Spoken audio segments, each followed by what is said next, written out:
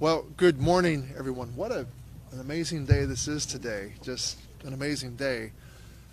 But it's an amazing day because we're going to bring the PACT Act to the floor of the House of Representatives. I'm so glad you all could join us. This is the week we've all been waiting for. This is the day we've been waiting for. After years of diligent input from my colleagues, our staff, VA, VSOs, and toxic exposed veterans themselves, the best version of our Honoring Our PACT Act will be considered on the House floor. Without hesitation, our veterans raised their right hand to protect and defend this nation, and many are now sick as a result of that service. We made a pact with these individuals. A pact, I'm afraid to say, we have not yet honored. Tomorrow we have an opportunity to change that and pass the bipartisan Honoring Our PACT Act. Our bill will address the full gamut of issues affecting toxic exposed veterans' access to VA care and benefits while reforming VA's presumptive decision-making process. It will open up VA health care for more than 3.5 million veterans exposed to burn pits and establish a presumption of service connection for over 23 respiratory illnesses and cancers. There is no other toxic exposure legislation in Congress like it in scope or soundness. And with the support of 42 veteran service organizations and 100 co-sponsors, we have the momentum.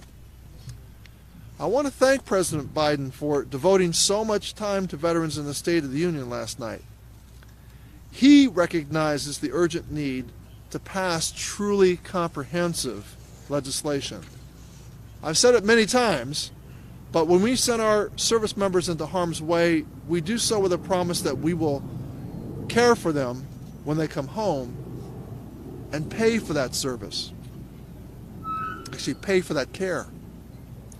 If we are to support the cost of starting and sustaining war, we must acknowledge the financial cost of supporting those veterans it creates when it comes home. We cannot renege on our responsibility because of sticker shock. We have a moral obligation to America's veterans. For all my colleagues readying for the vote tomorrow, I have a simple question. Do you support our troops, and will you honor your promise to them? Without hesitation, I know I will honor my promise to our toxic exposed veterans. And with that, I would like to introduce the chairwoman of our DAMA subcommittee, Representative Elaine Luria of the state of Virginia.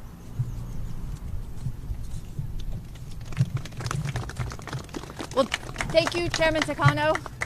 I want to thank you for your leadership on this issue, and along with all of our colleagues on the Veterans Affairs Committee, I can assure you that this is the #1 priority of our committee, and you will see tomorrow that this is a priority of the United States Congress to take care of our veterans. As a 20-year veteran myself, as someone who represents a district where nearly 1 out of every 6 people is a veteran, we've heard so many stories. We've heard it from veterans themselves, from their surviving family members, from the 42 VSOs who've joined together with us today in this effort to take care of our veterans. And this is long, long overdue. Just last Congress, we passed legislation to help those Vietnam-era Blue Water Navy veterans. And we cannot stand to let something like this linger for 40 to 50 years before we get that health care to these veterans who need it today. I want to thank the chairman and the committee for including in this package of legislation the Covenant Act, which helps those veterans, which creates the presumption, which includes those key diseases that we know that people are suffering from the exposure to burn pits, as well as legislation included in here to modernize the VA, to bring them into the 21st century, to simply allow veterans to be notified electronically of their disability determinations and their access to health care. So this is monumental legislation, and I want to thank the chairman. I want to thank President Biden as well for making this as a focus of his address to the nation, because we care about our veterans, and this legislation will help so many of them get the health care that they deserve. I'd now like to introduce my colleague, Representative Dr. Raul Ruiz, who has also been a leader in this fight, and thank you for your hard work on this effort. Thank you so much, Chairwoman. And because our very esteemed leader in Congress, Speaker Pelosi, is here, I'm going to step aside and invite Speaker Pelosi to come and give her remarks. Thank you very much. Thank you, Raul. Thank you for your leadership in putting together pieces of this bill as well. You have been a leader on this as a physician, as a patriot, as one who has served our men and women in uniform. And it's an honor to be here with Elaine Luria, Congresswoman Luria, who has served our country so well in uniform, and now she serves in the Congress of the United States for those in uniform and those who have served us. Thank you, Elaine Luria. I join you in saluting Mark Takano in his leadership in bringing this legislation to the floor. It's very significant. And thank you, Jon Stewart, for your, wherever you may be, participation in this. When I was thinking this morning I saw you all on TV, I was remembering this was a long time ago, about 40 years ago. I was with Dick Gregory when we were sitting with veterans who were doing a hunger strike because of Agent Orange. It was in Los Angeles. And Dick Gregory was teaching them how to have a hunger strike and be safe. And again, lifting their spirits. And thank you for lifting everyone's spirits and calling attention, as he did, to this charge. It took us decades to do Agent Orange. We could not let any more time go by before we address this burn pits issue. I was so excited to see, you know, the most expensive real estate in Washington, D.C., it's like 1 inch in the State of the Union address to just get that piece in there. And the president spent so much time on this important, not issue, value for us. So again, I want to thank Chief Melanchek, to Katie Purswell, Shane Learman, Jack McManus, Jen Birch, and of course Jon Stewart. But I also want to thank Paul Reichart, who has been on our case with this for such a while. But again, Mr. Chairman, thank you. As you all know, our saying when we're dealing with our veterans, on the battlefield we leave no soldier behind, and when they come home we leave no veteran behind. But we have, and we can't. And if there's one point I would like to make here, in addition to saluting our veterans, is to say this is a cost of war. Don't even talk to us about the price. This is a cost of war that we should recognize when we go. And that is, there should be no question, because this is going to be, it's not going to be expensive, it's going to be worth it. But it's going to have a big price tag. It's coming down because of the better review we're getting from the Congressional Budget Office. But when it comes up, I don't want anybody bringing up the dollar amount, because what we are looking at is the value of what this does for our country. And thank you for putting in the Camp Lejeune Justice Act in here, because it's not just only about our veterans, it's about their families. And when you meet the families and see generationally the toll that it has taken because of what's in the water, what has been in the water there. So for these and other reasons, this PACT Act is something that is long overdue, just a cause of great excitement. And I salute the President again for making such an issue, a focus on it last night, so that the American people could have a better understanding of what the hope this is that gives people. Again, I thank you for the Blue Water Navy Vietnam Veterans Act that took so long for us to make sure that so many other people were covered. Your chairmanship made that possible, Mr. Chairman. Today on the floor, I'll talk about Sergeant Wesley Brack, a Purple Heart hero and advocate for PACT. He died from all of this. He said, and what he said, it's too late for me, but it's not too late for the next veteran who walks down the hall at the VA and goes in and complains about signs and symptoms. Today, as we pass the Honor Our PACT Act, we honor our duty, and we honor the memory of so many for whom it is too late, but also making the case that it's never too late to save the lives of our veterans.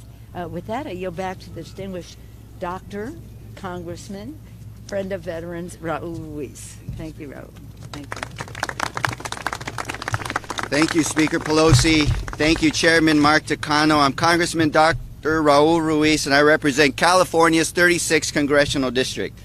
I'm an emergency medicine physician, a public health expert, and founder and co-chair of the bipartisan, bicameral Congressional Burn Pits Caucus. Before I get started, I'd like to first thank all of the incredible veterans, the VSOs and families who are joining us here today, and especially the widows of those who have lost a loved one due to their exposure to burn pits. You are the reasons why we're here today. So thank you for your service and sacrifice to our nation. I also want to thank Chairman Takano, Congresswoman Luria for their leadership in our committee, and the incredible advocates. So many advocates, so many to name. I'll name the advocates that will be speaking as well. Rosie Torres, who I met many years ago, and when I came in and started this fight after the death of Jennifer Kepner, and I'll tell you about her, it was Rosie Torres who was there. It was Rosie Torres fighting against the stream. It was Rosie Torres who said, do not forget our veterans. It was Rosie Torres who fought the bureaucracy from the very beginning, and it was Rosie Torres who visited my district to provide comfort to the veterans in my district during my Veterans University. And of course, and that was a time when burn pits was not a very popular conversation here in Congress and in other places in our nation. And of course, throughout the years, screaming from the rooftops, organizing, as Speaker Pelosi likes to say, we didn't agonize, we organized, and we got the word out, and we had a rocket boost of attention by John Field and Jon Stewart's leadership as well, and their partnership to really boost us into the next stratosphere to make sure that we get the job done. So I stand here before all of you in the name of Jennifer Kepner, a 38-year-old Air Force veteran, health nut, ran miles in the morning, took care of herself day in, day out, served as a medic in Balad Air Force Base in Iraq. No other risk factors. And when I met with her in her kitchen table, she told me that her epidemiologist diagnosed the pancreatic cancer most likely due to her exposure to carcinogens from the toxic fumes of burn pits during her service. And as she was cachectic, loss of hair, with a port in her chest, and talking to me, she asked for two things. And this is the heart and soul of our veterans. One, do not allow my experience of denials and delays to happen to other veterans. Still, off the battlefield, she was taking care of other veterans. And she said, please, Congressman. She had been denied her benefits. She said, please, Congressman, help my husband, Ben, get the benefits so he can take care of our children. She died months later. And I got that terrible call that she was dying, and I immediately left my office, went to her home where she was dying with her family. And you can imagine the tears of her mother, the tears of her daughter not understanding what was going on, and her son too young to even know what was happening, just seeing his mother lay there. And it is in her name and the name of Leroy Torres and the name of all the veterans and the human stories of sacrifice, the dedication to our countries, and all the delayed casualties of war due to the self-inflicted wound by the Department of Defense in using these burn pits and the toxic fumes that they inhaled, that we carry this cause and carry this banner and ensure that there will be no Agent Orange experience that our Vietnam veterans experienced for our veterans today.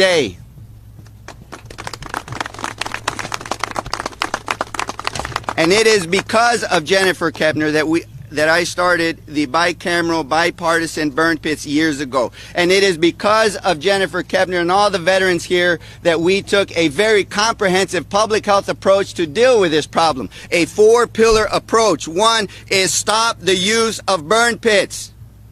2 is provide the information to the doctors and the veterans about the health risk so they can better take care of veterans and veterans can take care of themselves. 3, give the care and benefits to the veterans and their families that they've earned and that they deserve and that they need right now.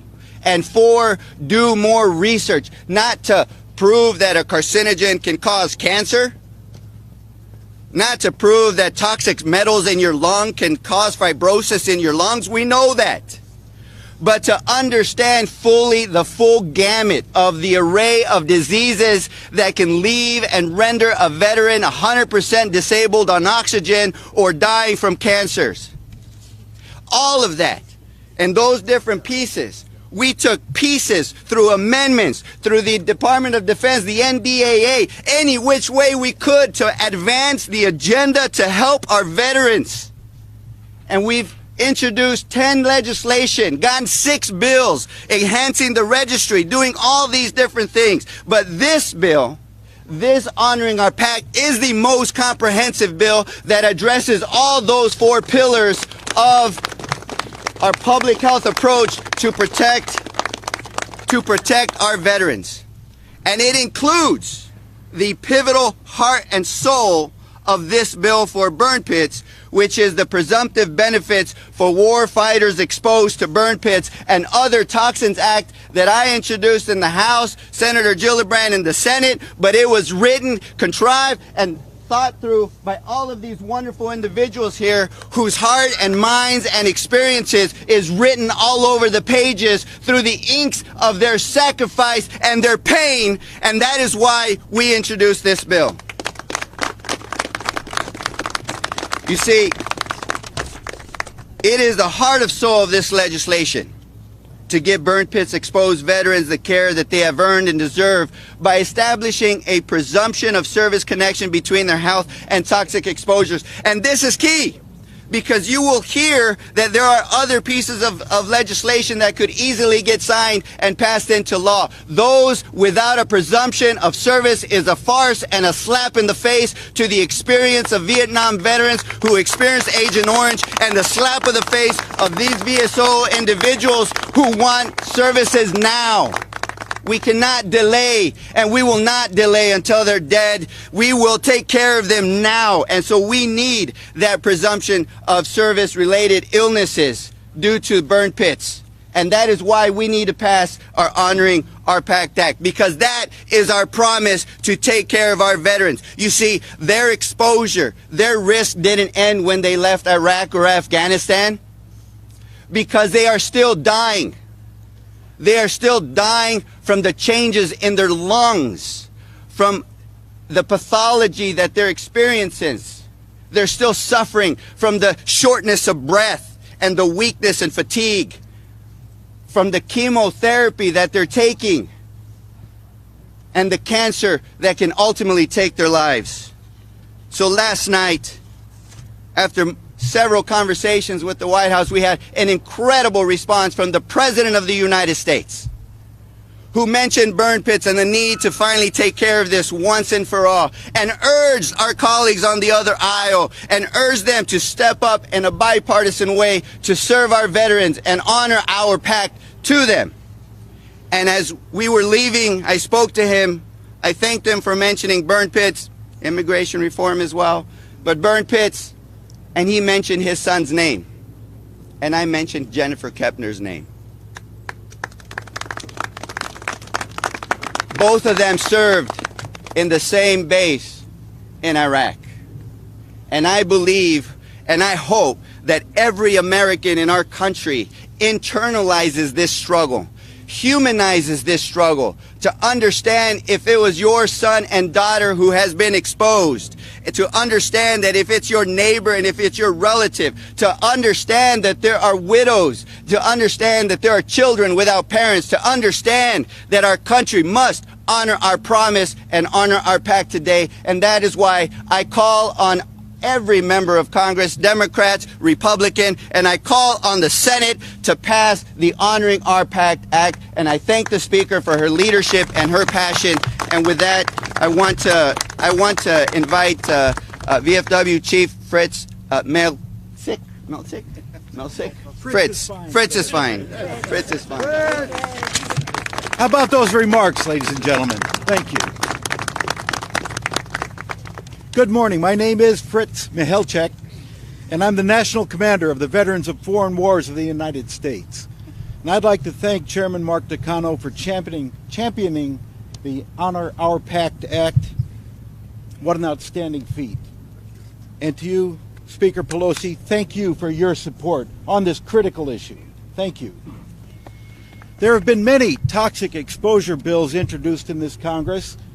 The VFW has asked that several of them be combined to finally address the problem of toxic exposure and airborne hazards during military service. Congress listened. Chairman Takano introduced the Honoring Our PACT Act, and 100 co-sponsors have shown their support. Speaker Pelosi has been an ardent supporter. And just last night we heard our president, loud and clear, that veterans suffering from toxic exposures must have adequate care. The Honoring Our PACT Act is a comprehensive solution that will provide relief. This historic legislation will help millions of veterans by establishing a permanent presumptive framework to address any toxic exposure, foreign or domestic, past, present, and future. It would provide VA health care for all veterans exposed to hazards. It would create a concession of exposure for airborne toxins by removing the burden of proof on our veterans. And it will establish a list of presumptive conditions associated with burn pits and other exposures. This comprehensive legislation will help post 9/11 veterans, Gulf War veterans, K2 veterans, atomic veterans, and the Vietnam veterans, including those who also served in Thailand, Cambodia, and Laos. There is a cost of war, but that also includes the cost of peace.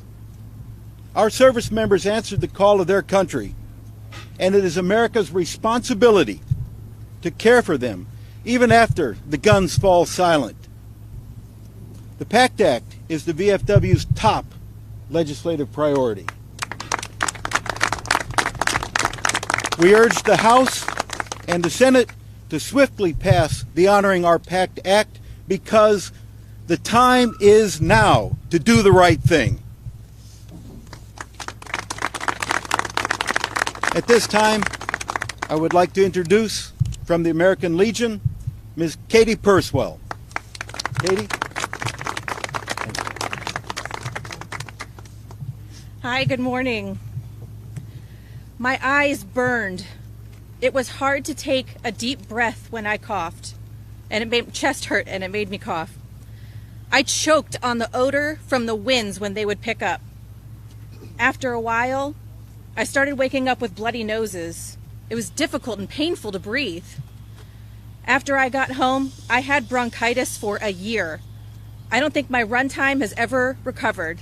I just can't take a deep breath anymore. These are just some of the effects our Legionnaires have described from toxic exposure. As one of our Legionnaires who served in Iraq and Afghanistan as a crew chief on a C-130 told us, every naval aviator and air crew that flew at night using their night vision goggles will never forget the sight of bright green bird pits as far as the eye can see. It could have been from a movie. It should have been from a movie. This is a movie we've seen before. Regrettably, the conversation of toxic exposure is not new to the American Legion or to VA. The American Legion has fought for decades and continues to fight for the service-connected disability benefits from Agent Orange and other toxic exposures from Vietnam.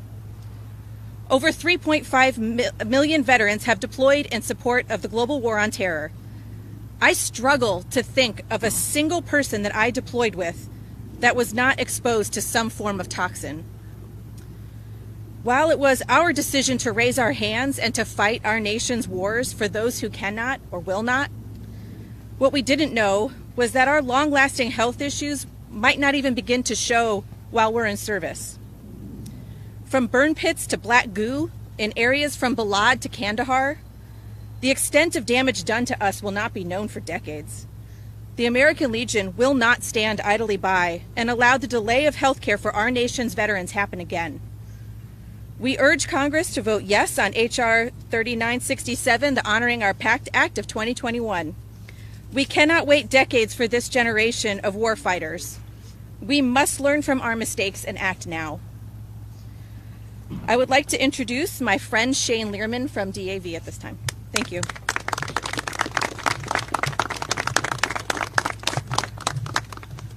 Good morning. On behalf of DAV's more than 1 million members, we thank Speaker Pelosi and Chairman Takano for the opportunity today to urge the House to pass the Honoring Our PACT Act. This truly is a historic moment because, Congress, you have the chance to pass the most comprehensive toxic exposure legislation ever considered. But it's even more than that.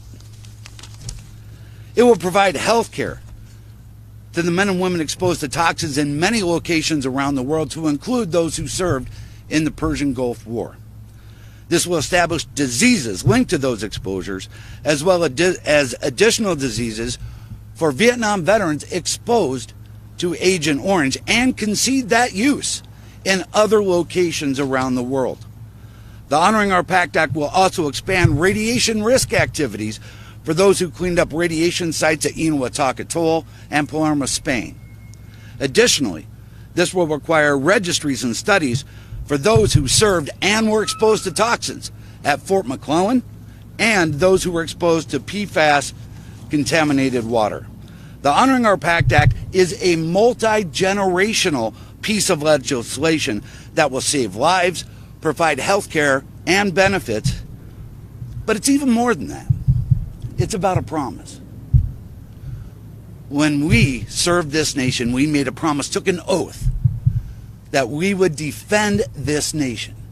We believed that promise was going to be reciprocated by our nation and take care of us when we came home. Unfortunately, many generations of veterans have seen broken promises, like Vietnam veterans.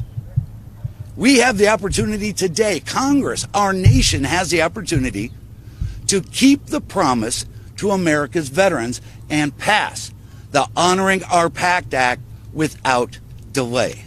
Thank you. I would like to introduce my colleague, Jen Birch from IAVA.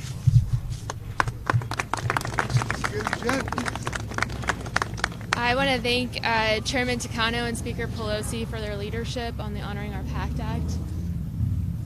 When I deployed to Kandahar, Afghanistan 11 years ago, the last thoughts in my mind were the health impacts from the burn pits just a few hundred yards away. We all saw them, but at the time we were just trying to survive the deployment and get home safely. When I returned from my deployment, I went straight from the airport to the hospital. I was incredibly sick and would eventually get diagnosed with bronchitis and pneumonia, also known as the Afghanistan crud. Several months later, I would move from Okinawa, Japan to Buckley Air Force Base in Colorado, where my symptoms from toxic exposure really started to emerge. For the next several years, where before my deployment I was an avid runner, I would have to stop running after a very short time because of shortness of breath. I had many more health problems, and like a car with a check engine light on, I was essentially falling apart, physically and mentally, month by month. I became severely depressed and caught up in my post-traumatic stress from serving as a volunteer medic at the trauma hospital in Kandahar, and would eventually try to take my life in 2013 and land myself in a hospital for 2 weeks. About 3 years later, a ground glass nodule was found in my lung, and I was immediately scanned for cancer. Thankfully, it was benign. The doctors also found that I had major pleural thickening and chronic bronchiolitis. I would go to the ER over 30 times in the next few years for numerous problems before being medically retired from the Air Force in 2014. I had continuous medical problems afterwards, and now that I was out of the military, I would start paying thousands of dollars in care. I didn't have a toxic exposure disability rating with the VA, although before I had left the service, it was determined my health was on the decline because of toxic exposure. It took 7 years and thousands of dollars to finally get a toxic exposure disability with a diagnosis of restrictive lung disease. I had to be my own advocate, lawyer, and social worker to build my own case to prove to the VA of why I was in need of these benefits in healthcare. I now have to get my lungs scanned every other year to make sure the nodule doesn't turn into cancer, though since my initial diagnosis, it has doubled in size. After 7 years, I turned out to be one of the lucky ones when I finally got my disability. Sadly, nearly 80% of veterans get denied health care and benefits. The war may be over on the battlefield, but the war combating the health and wellness ramifications of the battle has just begun. The emergence of these impacts will become more visible as time goes on, just like it did for Vietnam veterans and veterans from every other war, past, current, and future. There is a battle at home to be fought to ensure those who volunteer to serve their country are taken care of no matter the cost. We service members wrote a blank check to our nation. We are not asking for the same in return, only what is owed to us. The care and services needed to address the injuries we sustained while in service, those visible and invisible. We must not put any more lives in danger waiting for a bureaucratic system to catch up. The time to act is now, for the sake of our current veterans and those who will follow. This is why Congress must pass the comprehensive legislation honoring our PACT Act that will provide presumption, healthcare, and framework for new illnesses. The burden of proof must no longer be on the veteran. And last but not least, my friend, Jon Stewart. Let me get, before we get going, I'm going to call up Rosie Torres from Burn Pit 360. Rosie and John Feel are the ones who got me into this a few years back. Their tireless efforts are what helped lift this up. So Rosie, give you... Thank you, John. Thank you to Speaker Pelosi, to Chairman Takano, to all the members of Congress, especially to John and John. Yes, you're right, Congressman Ruiz. More than a decade ago, I made a promise to my husband, Captain Leroy Torres, and a promise to the people who are this issue, who define what this issue is about, to the families of the fallen. So I will keep it short and just say that today we stand in solidarity with those families. And we ask Congress to stand in solidarity with those families. We ask that we pass the Honor Our PACT Act. We ask that this not be a partisan issue, that this be an American issue, and that we fulfill our moral obligation as Americans. So I will now read a list of names to honor the fallen. Matthew Kunn, Ian Keithley, Deborah Beckett, Ryan Mason, William Garza, John Sykes, Justin Kelly, Gary Hook, Will Thompson, David McCracken, Fred Slape, Jessica Sweet, James Hubbard, Wesley Black, Lauren Price, Heath Robinson, Jen Kepner, Amy Muller, Brian Batstibner, William Garza, Danielle Nienhadlo, Amanda Downing, Bill McKenna, Kevin Wilkins, Matthew Bumpus, Steve Ox, Jeffrey Wells, Nathan Earls, Aaron Barnes, Anthony Rounds, Ruben Vela, Dominic Caston, Brandon Maddock, John Charleston, Aaron Barnes, and Andrew Chasen.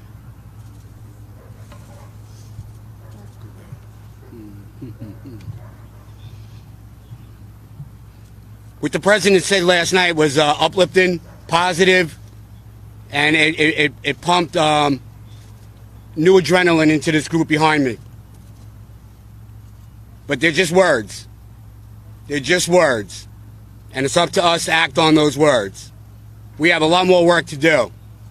The bill will get voted on tomorrow, and the bill will pass. The bill will pass. And there'll be silly members who vote against it because they're silly. We don't worry about that. Then it will go to the Senate. And there'll be silly members in the Senate who vote against us. But we'll get it done. This bill will save lives. Speaker, come here, please. Your legacy is cemented. This bill just cements your legacy even further. When Jon and I asked you for a meeting in November, you sat down with us for an hour. You kept your word the whole way. Chairman Takano kept his word the whole way. What we need to do now is to let everybody know that there's a 3-part bill in the Senate that is silly, that will not do what the PACT Act does. So I'm asking you now, because if I do it, Chuck's not going to like it. I'm asking you now to sit down with Jon and I and Senator Schumer. You're invited, Chairman. Thank you. Let Chuck know that we want a bill compatible to the Honor Our PACT Act. If he does not do that, then I will make his life miserable. Oh, no.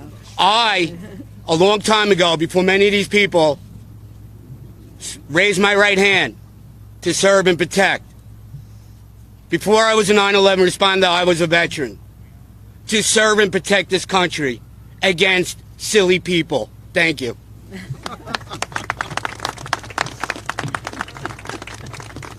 I can attest, when Jon Field says he will make your life miserable, he has made my life very miserable. It's an honor to be here. You know, for those of you who have been here before, and I see a lot of familiar faces, you can feel the difference in this group. You can feel the energy that they have after years, hope. Last night, they were seen. The President of the United States saw their struggle. Rosie Torres, she's been working on this for 12 years. Some of these veteran service organizations, they've been working on this since Vietnam. The learning curve of this country over how we treat our veterans when they come home for war is so painfully slow. The pace is unacceptable, and you feel it today, man. Hope. I've been waiting for this day, for them.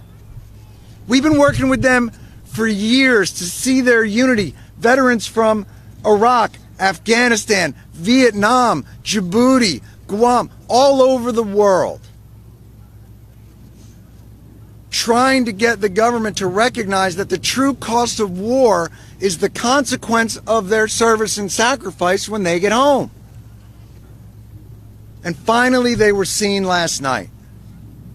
And I'm very sorry to do this, but may I ask you to come up for one moment?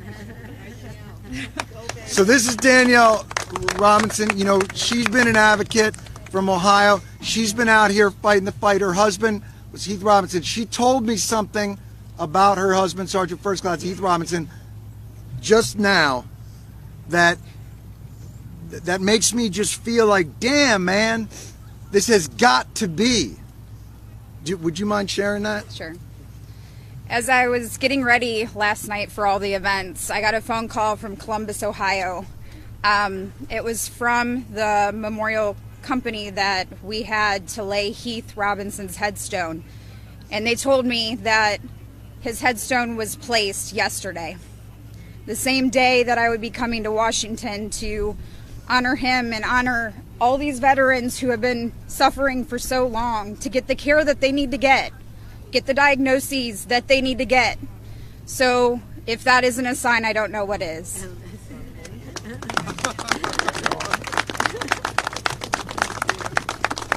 I get such strength from these individuals, man, and it's so exciting to see that the obstacles that they have faced over all these years are starting to clear, that the boulder that they have carried and the burden that they've carried is finally getting towards the top of that hill. But make no mistake, we are at Congress. This is a place where what is necessary becomes what they can get away with. And we can't allow that to happen in this final moment of their fight. They're going to go on the floor tomorrow, and there's going to be an amendment. And that amendment from Ranking Member Bust is going to say, hey, all these veteran service organizations and all these active military members have come together with Chairman Takano and Speaker Pelosi and the President of the United States, and they have designed a bill that will comprehensively address the urgent need in the veterans community. And Ranking Member Bost's amendment is going to say, damn, that's good work. So why don't we just switch that out for 5 more years of health care? We good? Thanks, guys. We're good. Fuck that. Not happening. They get what they deserve, the comprehensive bill that addresses the urgent need in their community. And the Senate pulls the same shenanigans. And so once this is done, make no mistake, then the battle shifts to the Senate. And as you know, they are excellent at killing things that are necessary. And we cannot allow it to happen. And you cannot allow this feeling of unity and hope and finally being seen to dissipate. We need all of your help to put the pressure on to make sure that the comprehensive needs that they have are passed. The VA is starting to take notice. They're starting to create the process. The President has taken notice. This Congress has taken notice. And we will not rest until it's done. So I can't thank you guys enough for the inspiration you brought to me and the hope that you've brought to the veterans of this country. And not only the 3.5 that served in the war on terror, but since Vietnam and all that. This culture has to change. And you know what, man? If we can't bear the consequences of war, maybe we should consider not starting so many. Thank you.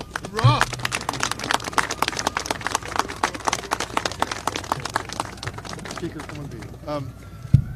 we can take 2 questions. You know, I'm just reminded, just in this day and age, the gravitas of comedians these days, and the Jesus. I lit this place on fire! As I was saying, such gravitas from our comedians these days. So we have time for 2 questions. Leo.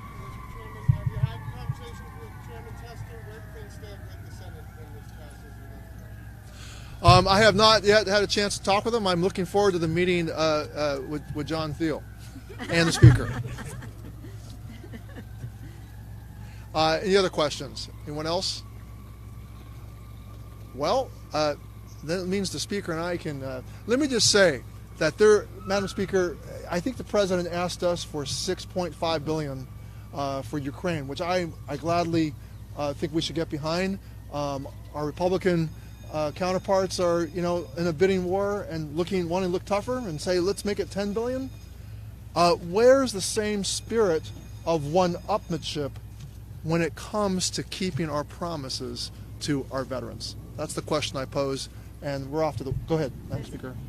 I want to say that, that around here sometimes people will say, it's not the price, it's the money. Well, we're saying it isn't about the money, it's about the value that we will get from this.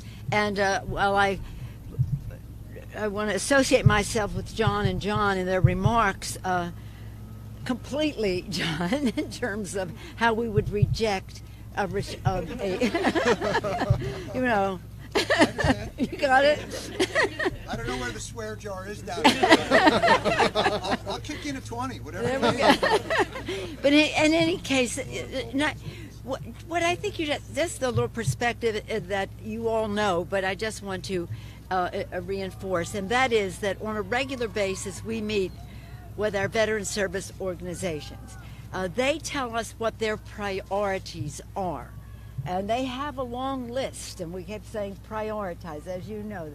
And they have been on the forefront. Well, you talk about even before World War II, the American Legion was looking out for the veterans of World War II. The veterans of World War I were looking out for.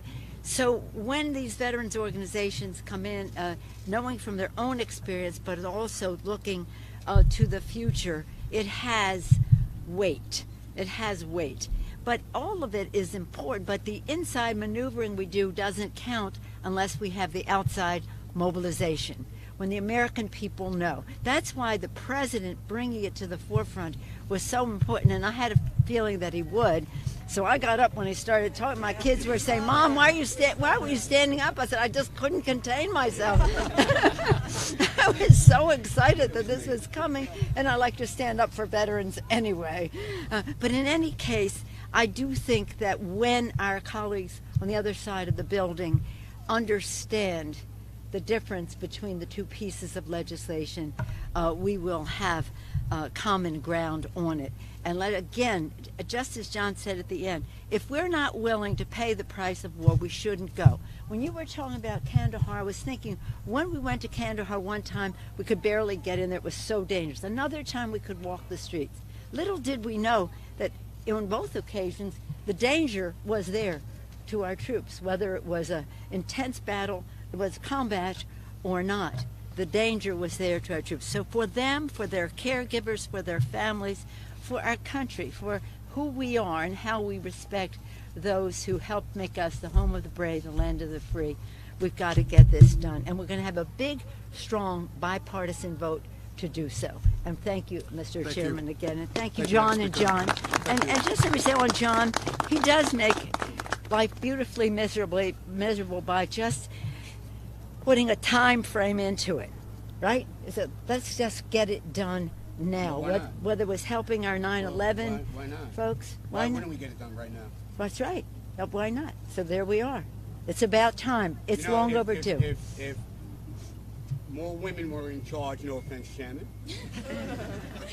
I strongly believe that the Speaker has bigger Abraham Lincolns than most men in this town. And when things need to get done, she makes things move. It's that simple. Well, let's thank all of you, and Rosie, thank you. I didn't curse. She cursed. Is that to be considered? Everybody's wondering if I was going to curse today. Is that a compliment? Should I take that as a compliment? It was. Well, the only person who I saw make our speaker curse almost, she never curses, is well, you know who. Okay. I don't see any other questions, and I think